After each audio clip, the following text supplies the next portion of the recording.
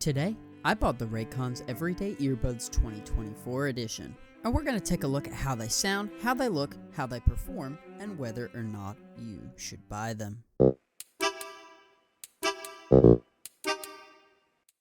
We start off with the unboxing.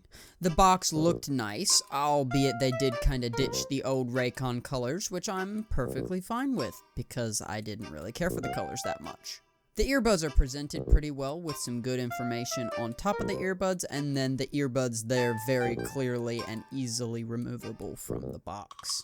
The first thing I immediately noticed was that the hinge on this case is a lot snappier and a lot stronger than on the old case. I then pulled the foam out to reveal a nice Raycon sticker, the charging cable to charge the case, and some replacement gel tips if the default ones don't fit your ears. They have both smaller and larger gel tip sizes. So without further ado, it's time to read the instructions and see how these things sound. Alright, so full transparency, I did not read the instruction. However, I'm going to show you exactly how long it takes to actually pair these to my phone. They're not paired yet, they're fresh out of the box, and I'm going to find out how long it takes to pair them to my phone.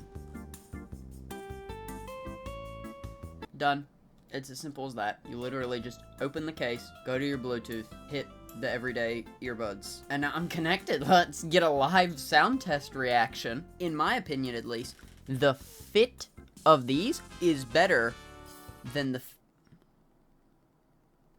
okay, it just occurred to me, y'all can't hear what I'm hearing. So first of all, right off the rip, these feel don't clip that. These feel much more stable in my ears. Like, they feel automatically right off the rip like they're less likely to fall out. I'm using the standard gel tips that just come on the earbuds. I like the fact that the whole earbud is not a button. That was one of my biggest complaints about the other earbuds, is that if I need to push those earbuds back in my ear, that I would bump the volume up and that would aggravate me. I'm sure I probably still will bump the volume up, but there's more to grab on the outside to wear. I think, honestly, it's a more comfortable fit right off the bat. I typically only wear one earbud, but for the sound test, I'm gonna wear both, because I want to see what all these kids are fussing about. For some reason, I cannot, like, I have to jam the earbud down into my ear. There, well, there we go. Now it's staying.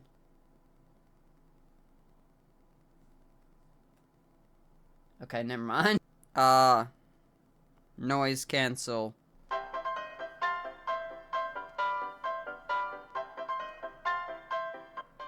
Okay, that touch control is volume up. Now, let's move on to some bass songs. That was pretty good. That was pretty good so far. I have active noise cancellation on right now. Now I'm trying a bassier song.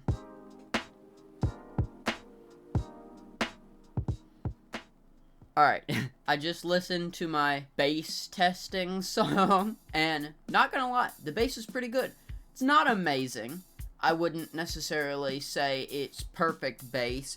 There are a couple, it's good, it's very good. I would consider the audio very good, not perfect. But then again, earbuds with me personally typically don't sit as well as like over-ear headphones. I prefer the sound of over-ear headphones, but as far as earbuds go, let's send it back over to Tom on the floor. Okay, so the 2024 Raycons support wireless charging, and I have a charger over there that's designed to charge AirPods. I believe it'll work with this, but I'm going to test it just to make sure. Okay, I was able to get them working. You can see it charging now by the yellow blinking light. Apparently, on this particular charger, you have to put the earbuds in a very, very specific part of the charger. If you can see that little circle barely underneath the Raycon earbuds, it has to be sitting in that exact place. So they do wirelessly charge with third-party chargers, but you just have to be kind of precise about where you place it. Yay, that is very exciting and very cool. Please clap. I did not plan on waiting this long, but it has now been about 3 months that I've been using my Raycon Everyday Earbuds 2024 edition, and I have some thoughts. mostly good thoughts. The first thing I kind of want to hit is where the 2024 edition of the Raycon Everyday Earbuds beats out the 2022 edition. First of all, the case design. I just like the 2024s better. I think they look better, they're more compact, and the hinge is substantially better than the 2022 edition. The 2022 edition of the Raycon Everyday Earbuds also had substantially more problems pairing with my phone. These have had no problems pairing to my phone. I pop the case open, and it's already pairing. I just watched it pair to my phone. Pop the case closed, it disconnects from my phone. It's a lot smoother of a switching process than the 2022 edition Raycons were. I specifically remember with the 2022 editions, there would be so many times where I would go to put the earbuds back in the charging case, and they would for some reason still be on. So I would literally have to take them out and manually power them off by pushing the button. That actually brings me up to another point I really like about the 2024 edition is the touch controls. The touch controls, I was worried when I found out that the 2024 edition was going to have touch controls, because if touch controls aren't done right, then that's something that can be really annoying, and you can be turning the volume up when you mean to pause it, you can be pausing it when you mean to skip the song. It's actually really good. I have occasionally turned the volume up when I have meant to pause the song, but that doesn't happen super often, and it's been honestly a lot better. You would think that touch controls would present more problems, whereas the touch controls on the 2024 edition is actually substantially better than the buttons on the 2022 edition, which I found surprising. Another area where these dominate the 2022 editions is by far and away the battery life. The battery life on these is a lot better. For reference, the entire time I have had these earbuds, I have listened. Some days I don't listen to any music, but I've listened to about an hour to 2 hours of either podcasts or audio. I have been using these for about an hour to 2 hours almost every single day. Average. Let's say that's the average. I've charged the case once, and it's not like I killed it. I just thought about, hey, I should probably charge this thing. It's been a month and a half since I've charged it.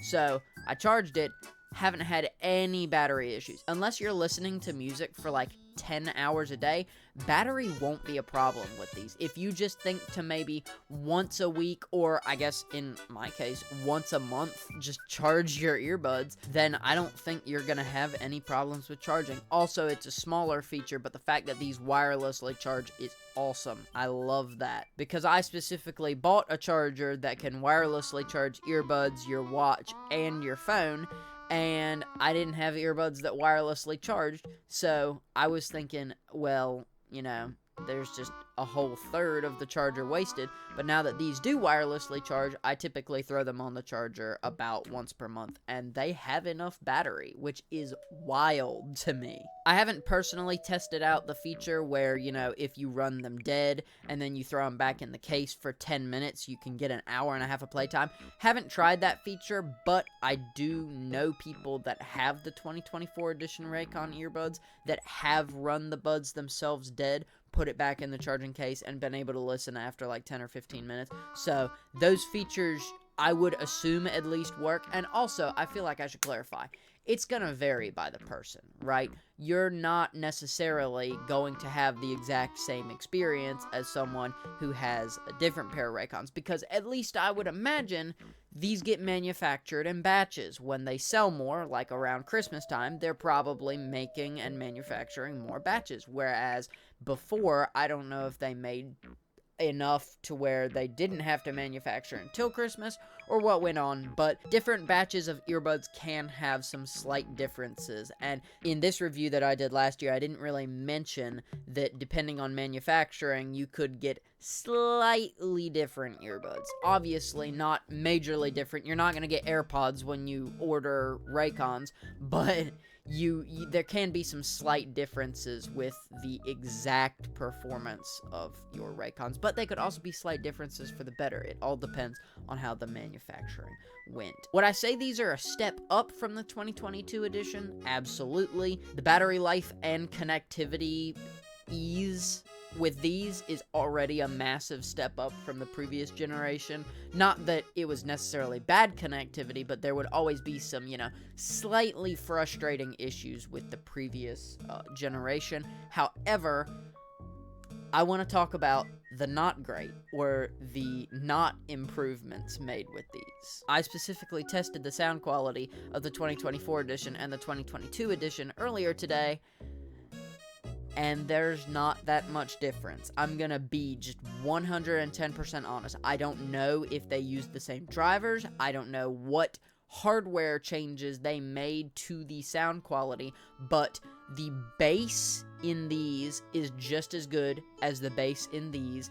The treble, the high notes are a little bit better. They're a little clearer on these earbuds, but they're not quite as clear with these. And obviously, right, depending on what mode you have these earbuds in, that is going to determine your sound quality. If you have these on noise canceling mode, that's something I forgot to mention as well in the good parts about these, is the fact that there's awareness mode, noise canceling mode, and just regular mode is really, really nice. That is something I wish that the 2022 edition did better, because the noise canceling did kind of suck on those, whereas the noise canceling on these is a decent bit better.